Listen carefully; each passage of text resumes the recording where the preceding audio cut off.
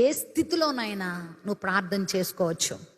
నువ్వు ఫెయిల్యూర్స్ వచ్చాయా, తప్పు చేసావు, ఫెయిల్యూర్స్ అనుభవిస్తున్నావు, నష్టపోయాను కదా అని చెప్పి ఇంకా నా జీవితం ఇంతే అని నువ్వు ఇంకా డిక్లేర్ చేసేసుకోవడానికి అక్కర్లే. జాలిగల దేవుడు నీ ప్రార్థన వింటాడు. ఎక్కడ నుండి నువ్వు ప్రార్థన చేసినా వింటాడు.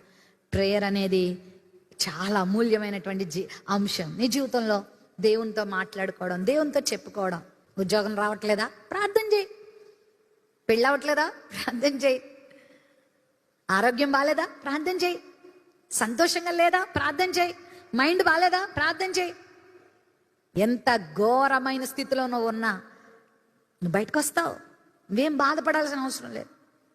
ఎవరితో హింస పొందుతున్నావా, ప్రార్థన చేయి. నువ్వు అనుకుంటున్నవి జరగట్లేదా, ప్రార్థన చేయి.